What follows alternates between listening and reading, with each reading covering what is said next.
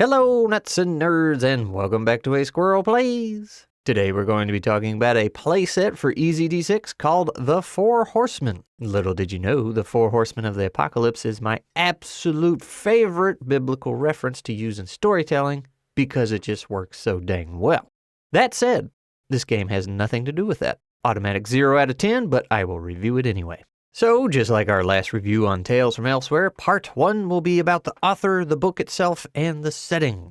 Part 2 will be about the mechanics and what it brings to the table, and then Part 3 will be my overall experience with it and whether or not I enjoyed it. Shouldn't there be a transition or something?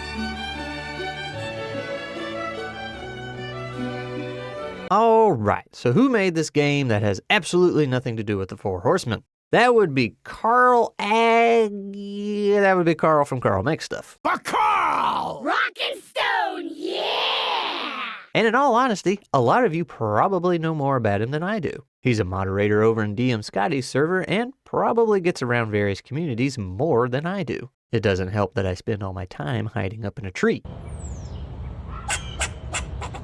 I've been in a couple group voice chats with him before, and he's popped up in a comment here and there in my videos and streams, but other than that, I really haven't had much contact with him other than when he reached out to ask if I would try out his game that had absolutely nothing to do with the Four Horsemen. Though with that said, he does seem like a pretty cool dude. He's just chilling out on the other side of the world somewhere making some tabletop crafts. Naturally, I gravitated towards the video with the mushrooms, but boy, oh boy, it was a bit more than I expected, so make sure you go check that out. It's only a 4-minute watch, I believe in you. Now, as for the book itself, despite it only being 72 pages, it crams quite a bit into it in an easy-to-read format. There's nothing really unique or new here, and as I've said before, that is perfectly fine and sometimes preferable. It's formatted similar to EZD6 in the sense that it is a single column on smaller pages, making it both very easy to read and thumb through quickly, which is something I greatly appreciate. And of course, bonus points for a well-bookmarked PDF, which made working on this video a whole lot easier. One could argue that the art choice was something you don't see every day, and you know what? I like it.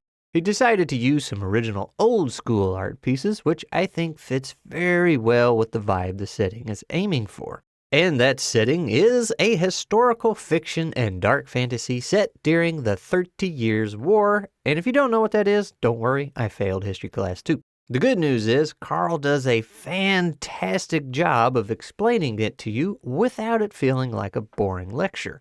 The 30 Years' War took place from 1618 to 1648, and it was a pretty dark and grim time. As per the book's own words, between the battles, crop disruptions, economic failures, and disease, an estimated 4 to 8 million people lost their lives, most of them civilians. Kind of apocalyptic and in-time feeling, you might say, which is exactly why he chose to call this playset The Four Horsemen. I understand the logic, but you still don't get any points for it, Carl. You can't tease me with the Four Horsemen like that and then not use them. Now, while Carl does do a fantastic job of sprinkling real-world lore and history tidbits throughout this little book to give you a fantastic setting to work with, he also reiterates the point many times that you are not obligated by any means to keep things accurate. In his own words, you are not limited to reality as presented. I can't do his accent, I'm sorry. You are not limited to reality as presented. You're playing in your world, not the real world, so if you say that witches and fouler things haunt the dark places, so be it. And truth be told, I feel like that should be at the front of every ttrpg book.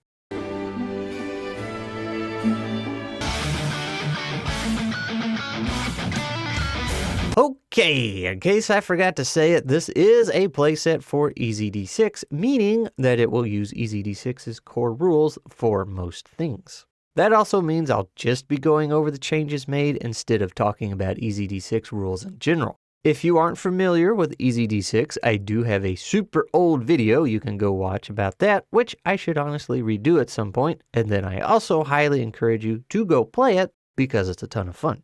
Now, what did Carl do? Well, let's start with what he removed from regular EZD6 first. Considering the setting is a bit more rooted in the real world, he removed all of the magic stuff. That means the Conjurer, Scald, and Friar hero paths, and yes, Beastmaster too, all got the boot.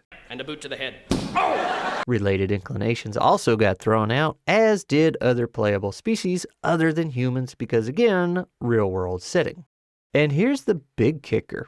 Karma got removed. Yeah, that thing I'm always forgetting to keep track of. And if you're familiar with EZD6, you're probably wondering what the heck is left. So let's have a look at what Carl added. First off, he replaced karma with the stress mechanic, which may or may not sound familiar to some of you.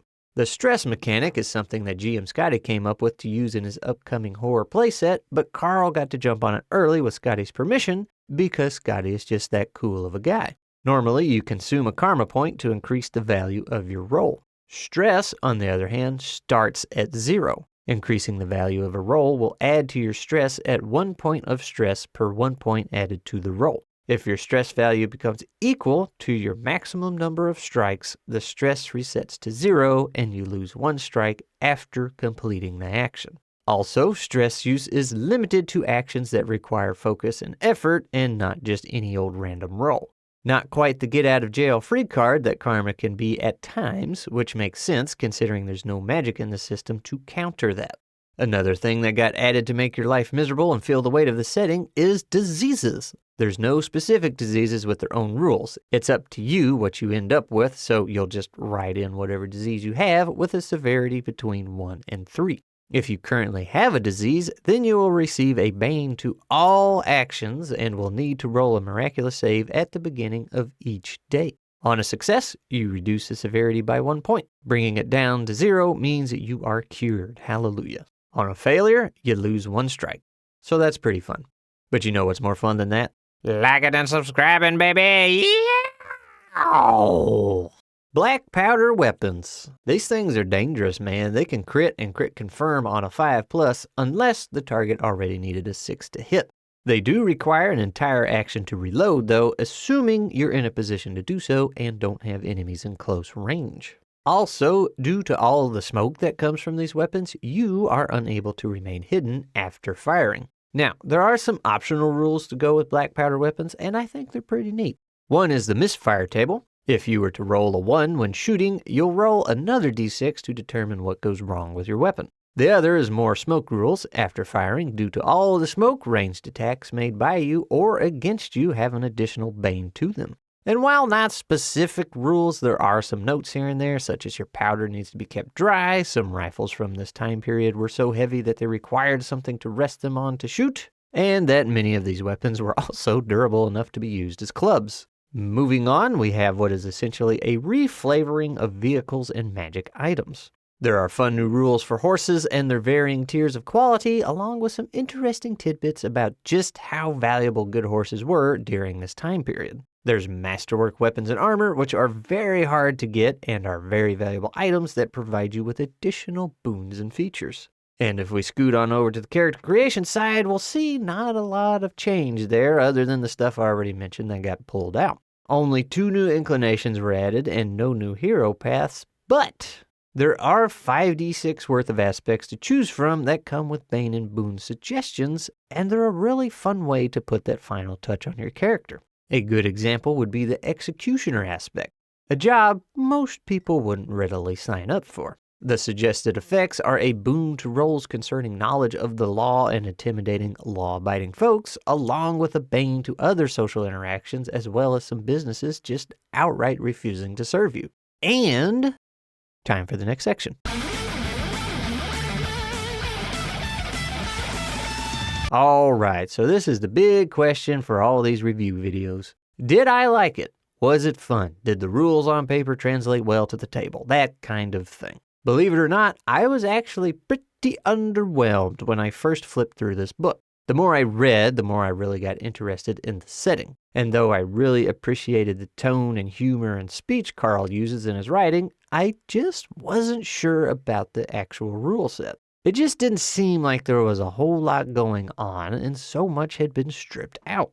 And then I played it. Very similar to Scotty's new horror playset that utilizes a stress system, the lack of magic and fantastical things really shifts the tone and play style, giving you a very different experience. Which is just my roundabout way of saying I had a ton of fun playing it. The black powder weapons are a great way to open a fight and you can really feel the impact they have. Starting a fight with that single shot and smoking up the battlefield and immediately switching to melee attacks is really fun. And if a new enemy shows up to the battle with a loaded rifle, well, things get intense pretty quickly. EZD6's core mechanics help drive home the gritty feeling of the setting on how quickly things can get out of hand for both you and the enemies. Also, the setting is just really interesting on its own, and not just because it's part of our real-world history. There's plenty of things to work with there for your own adventures, and if you're bad at history like I am, Carl has you covered.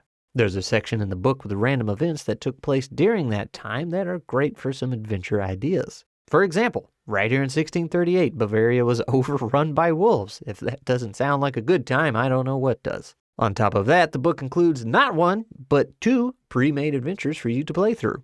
And as mentioned before, nothing says you have to be completely accurate and realistic. I think a witch hunt for an actual witch would be super fun in this setting. And on that note, I gave Carl a poke while working on this, and turns out he's working on an expansion that will be bringing in not only some monsters and supernatural beings, but also some snazzy new weapons and rules to go along with them. But as cool as that is, I'm afraid we have a ways to go before we'll see that. So, despite being titled The Four Horsemen and having absolutely nothing to do with them, I begrudgingly give this one the Squirrel stamp of approval.